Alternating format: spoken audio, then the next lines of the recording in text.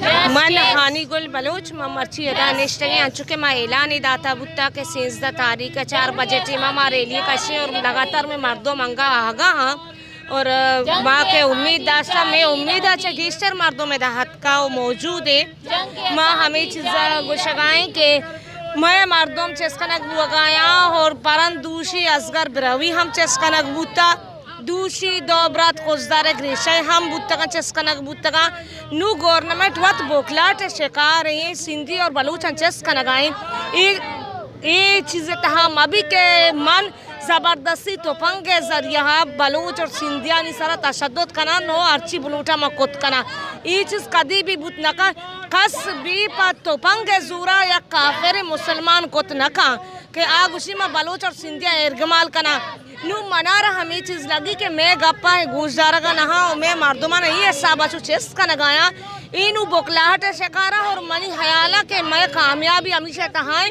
माइशे को माचू मुकाबला बेकनी माँ सिंधी और बलूच यकमुश्ते शाना बशाने की दुनिया उनचू निश्तगे उनस्ता तगे मैं एहतजाज और मैं मुजाहरा में रैली जारिया ताकि सारंग बलूच सारंग जोया और बाकी बलूच सिंधिया बाजियाब नकना माहेज पेमा सुकून सरा ननेंदे और देमा तेरा हम एक मसरे स्टेप में जूरे इंशाल्लाह।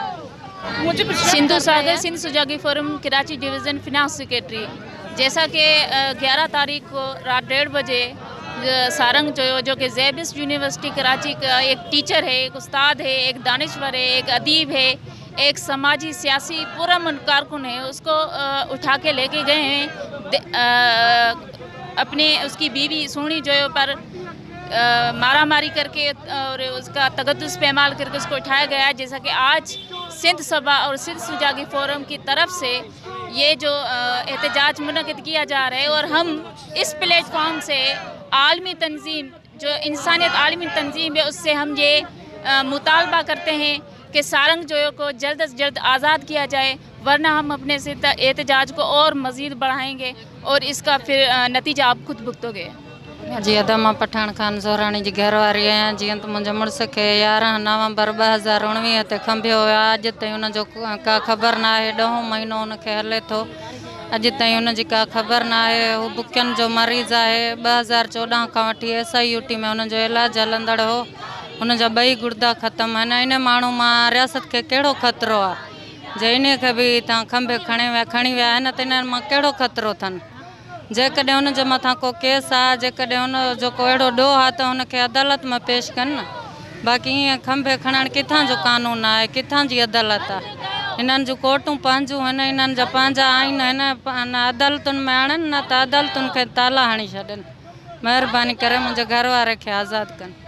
पाकिस्तान जी रियासत का सिर्फ एक यो ही मुतालबो रहंदो असांजे सिंध मां खंभियल जेके भी क़ौमी कारकुन आहिनि सभिनी खे आज़ादु कयो वञे ऐं अदा सारंग जोयो खे आज़ादु कयो वञे। सारंग जोयो जी को बि कसूर न हो, हुनजो कसूर सिर्फ़ु इहो हो हुन खंभियलनि जे लाइ आज़ादी कई ऐं पंहिंजे महबूबनि जे लाइ आज़ादी करणु को गुनाह न आहे ऐं हुनजो सिर्फ़ु इहो ई कसूर हो, न ई को दहशतगर्द हुयो न ई हुनजो को गुनाह हुयो।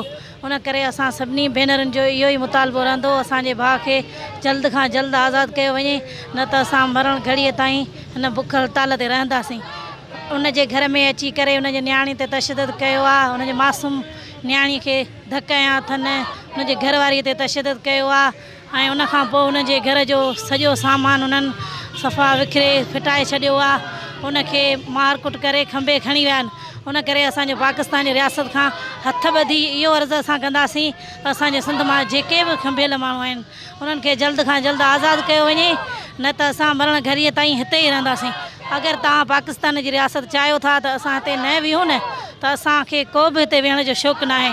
असां वेठा आहियूं त सिर्फ़ु पंहिंजे प्यारनि जे लाइ वेठा आहियूं। तव्हां असांजा सभई पंहिंजा प्यारा आज़ादु कयो त पोइ असां ॾिसो हिते कीअं था विहूं। असां कोन वेंदासीं, असांखे पंहिंजा बुनियादी हक़ ॾिना वञनि, हर सहूलियत असांखे ॾिनी वञे, उनखां पोइ तव्हां ॾिसो असां कोन वेंदासीं। हथ ॿधी पाकिस्तान जी रियासत खां असांजो इहो अर्ज़ु आहे सारंग जोयो खे महिरबानी करे जल्दी खां जल्द आज़ादु कयो वञे। असांजा ॿिया बि जेके खंभियल भाइर आहिनि उन्हनि खे जल्द खां जल्द आज़ादु कयो वञे ऐं उनजे न्याणीअ ते रहम कयो वञे, उनखे जल्द खां जल्द आज़ादु कयो वञे। आज़ादी मां धरती जोयो सारंग जी कज़न आहियां ऐं सारंग जे लाइ 2 लफ़्ज़ ॻाल्हाईंदसि। सारंग जेको सियासी ऐं समाजी वर्कर आहे, जंहिं मिसिंग पर्सन ते ॻाल्हायो ऐं जॾहिं वॾा वॾा दानिश्वर अदीब सॾाईंदड़ जेके मिसिंग पर्सन ते ॻाल्हाइण खां लहराईंदा हुआ, सारंग साम्हूं आयो। सारंग एहतजाज में भरपूर हिसो वरितो।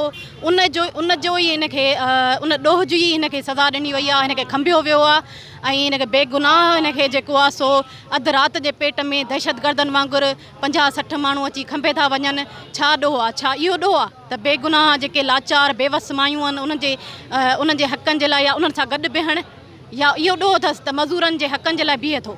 जेकॾहिं इहो ॾोह आहे सारंग जो त पोइ असां सभु ॾोही आहियूं ऐं असीं सभु अॼु मिसिंग पर्सन जी कैंप ते वेठा आहियूं। असीं सभु मिसिंग पर्सन जे लाइ आवाज़ु उथारियूं पिया। जेकॾहिं सारंग खे तव्हां मिसिंग पर्सन जी आवाज़ु उथारण लाइ खंभे खयो आहे त पोइ असां सभु अॼु हिते वेठा आहियूं। असां सभिनी खे तव्हां खंभे खणी वञो।